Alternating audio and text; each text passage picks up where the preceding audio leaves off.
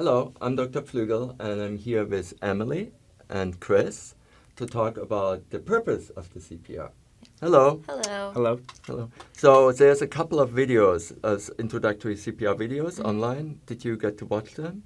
Yes. You did. I actually watched them after the course, but if I would have Oh. known about them before and watched them during taking this course, then they would have helped so much.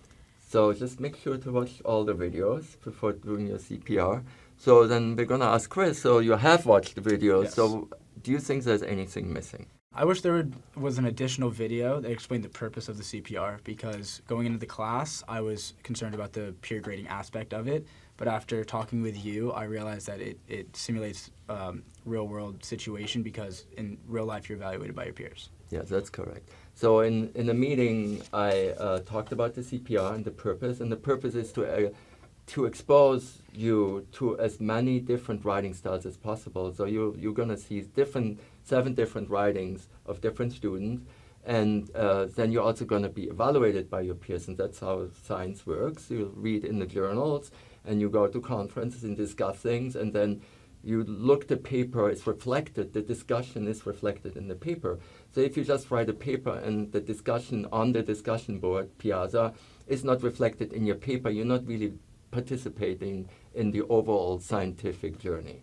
So that's the intended use for the CPR. Yeah, and CPR allows us as students to obviously evaluate the writings of other students in the same course who are writing about similar topics. And by reading their text, it allowed me to put my writing into perspective. And it also gave me insight into different ways that I could write and interpret the same information. Yeah, a second purpose of the CPR is to read and understand and evaluate scientific writing. And then figure out from the paper and the information you're getting in the paper, can you repeat your experiment?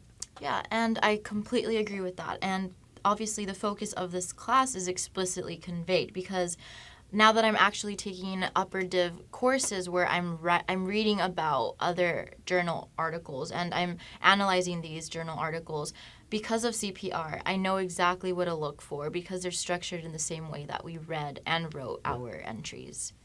That's perfect. So it helped you with understanding and reading of scientific journals. Yes. So how did it help you with writing?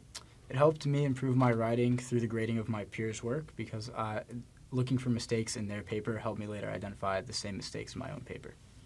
All right, that's the intended effect, to improve your writing and reading skills and to also deepening your scientific knowledge, because you have to argue in your paper, and if you don't know your subject matter, then you're not good at arguing. Yeah, Right. and it also helped me understand the content overall, because in order to grade, I first had to understand the material and the purpose of the experiment we were writing about. So I learned how to recognize what should and shouldn't be included in the texts. Yes. So Chris, do you think did you expect to be a perfect writer, or also after the course, were you an expert writer? No, I did not. I think that's a little naive to expect after one course. This class teaches you the purpose and the organization of a research paper, but you don't necessarily master the more nuanced skills. After this course, I was definitely able to write a research paper, but I was by no means an expert.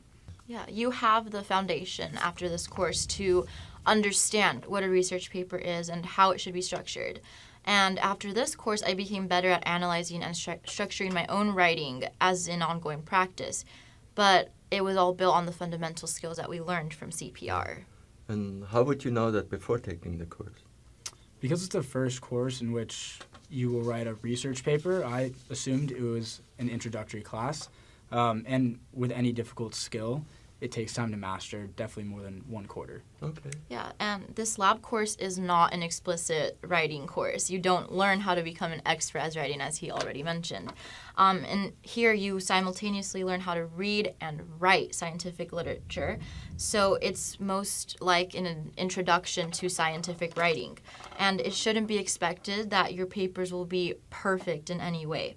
The most important thing that you actually come out of the class learning is how to engage with the writing, how to structure it, what information is necessary in it, and how to convey the results of your research or the research that you read about. Okay, thank you for that. So Chris, what was your experience after having taken the course? After this class, I took an upper division psych class in which I also wrote research papers but focused on completely different skills.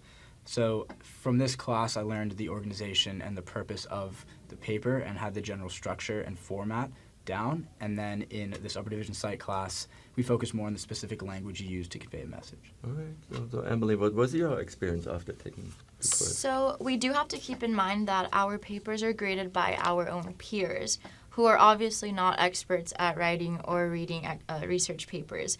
They're looking for the same things that I am, such as whether the content of the paper is accurate and if it relates to what we've been doing in lab. And most importantly, is everything that's supposed to be in the paper included in it. All right. That's great information. Thank you both. So is there anything you want to add? Yes, I would just like to emphasize that just because you get an A based on the feedback of your peers who are at the same level of writing as you does not make you an expert writer. And that's how I've structured the class. So you're graded on your effort and your improvement and not on the actual paper. So Emily, any last words you're having? Yeah, so overall, the main recommendation that I would give to you all who are about to embark on this course is to mainly focus on the improvement of your own writing and assure that you've actually understood the content that you're writing about. Don't stress about whether or not your peers have given you an A or a perfect score on your text, but base your grade off and your improvement on how your own scientific writing has progressed. Thank you so much. That's great information. And this concludes our video on the purpose of the CPR.